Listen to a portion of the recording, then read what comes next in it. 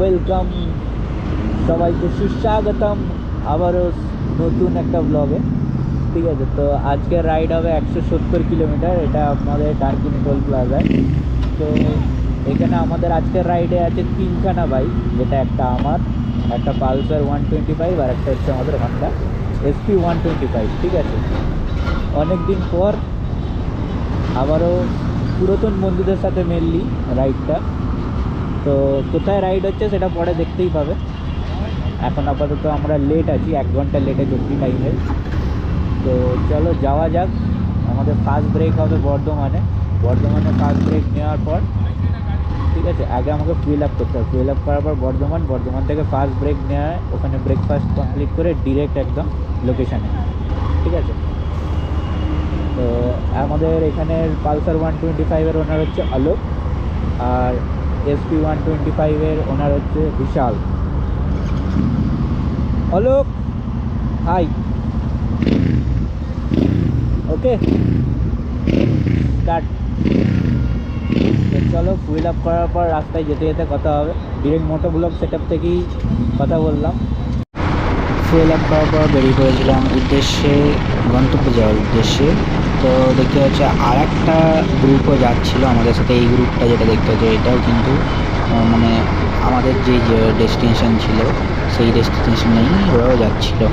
ঠিক আছে, তো ওরা গুলিয়ে ফেলছিল মাঝে মধ্যে যে দুটো গ্রুপ আলাদা বলে।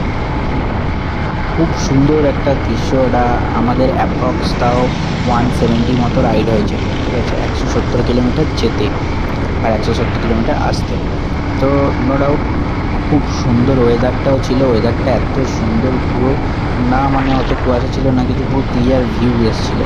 তোমরা জাস্ট রোড প্রেজেন্টে দেখো, জাস্ট রোডের ভিউটা দেখো, চারপাশে পুরো ক্লিয়ার ভিউ এসছে। ঠিক আছে, প্লাস হাইওয়ে থাকায় মানে আলাদাই একটা শান্তিপূর্ণভাবে গাড়িটাকে টেনে নিয়ে যেতে পেরেছি। জাস্ট ভিউটাকে এনজয় করো।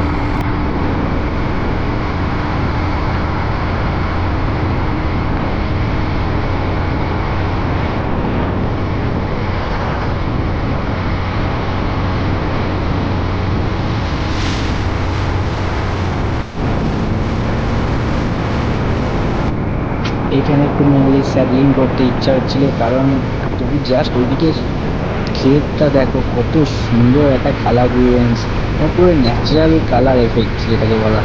তো এই জন্য একটু স্যাডলিং করছিলাম। মানে চারপাশে শুধু ফাঁকা মাঠ আর মাঠ, কি দারুণ লাগছে।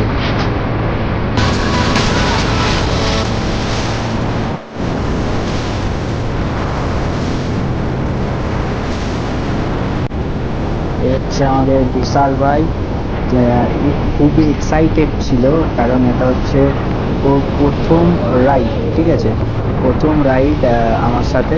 তো আমাকে মানে সবসময় বলেই যাচ্ছিলো, তো তাই জন্য ওকে মেনলি ওর একটা যে প্রেজেন্টেশন রোডের, যে ও গাড়ি চালাচ্ছে সেটা ওকে কতটা সুন্দর লাগছে। ঠিক আছে, একটা রাইডিং লুকস দিয়েছে। তো সেই জন্য একটু ক্যামেরা হয়তো একটু আগা, আমি এখান থেকে করে নিচ্ছি ভিডিও। ঠিক আছে, ওর কিন্তু জ্বর এসে গেছিলো। ঠিক আছে, সেইখানে আগের দিন জ্বর ছিল, তারপরে প্যারাসিটামল খেয়ে টেয়ে ও তারপরেও রাইডে জন্য বেরিয়েছে। মানে প্রচণ্ড এক্সাইটমেন্ট ছিল ওর মধ্যে। Welcome to Bardhaman. তো আমরা এসে গেছি ল্যাংচা জগতে, যেখানে শুধুই ল্যাংচা, চারিদিকেই শুধু ল্যাংচা। ঠিক আছে, দীঘায় গেলে মাছ পাওয়া যায় যেরকম, এখানে সব জায়গায় ল্যাংচা পাওয়া যায়। সবাই সবার ল্যাংচা নিয়ে ডাকছে, মানে ল্যাংচা খাওয়ার জন্য ডাকছে। তো বর্ধমানের আমাদের ছেলে হচ্ছে বিশাল। দেখি কোথায় নিয়ে যাচ্ছে, কোন ল্যাংচায় দোকানে নিয়ে যায় আমাদেরকে ল্যাংচা খাওয়ানোর জন্য। আচ্ছা, এর আগের দোকানটা থেকে আমরা খেয়েছিলাম, আমার যতদূর মনে আছে। দেখা যাক, আমার মনে হয় না সামনে আর কোথাও আছে। ল্যাংচা ঢাকাই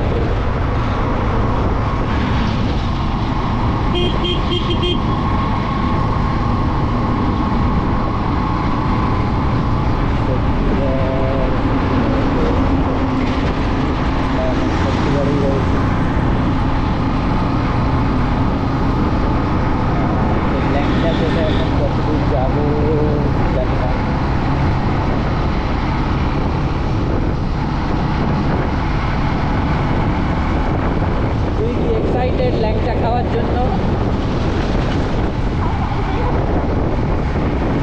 আরে ল্যাংচা জগতে এসে যদি ল্যাংচাই না খেলাম তাহলে কি খেলাম? দেখ সবাই ডাকছে ল্যাংচা, কিন্তু আমরা তো ল্যাংচা জগৎটা ফেলে এলাম। আমরা যাচ্ছি কোথায়?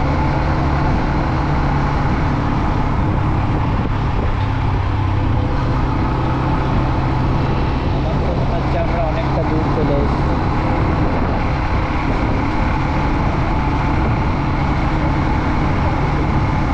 ওটা তো অনেকগুলো পড়ে আছে তাই।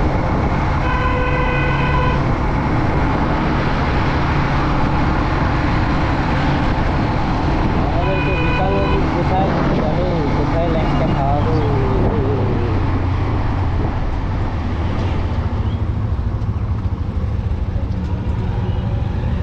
আচ্ছা ল্যাংচা নিকেতন, অবশ্যই আমরা ল্যাংচা জগতে এসেছি, ল্যাংচা নিকেতনে।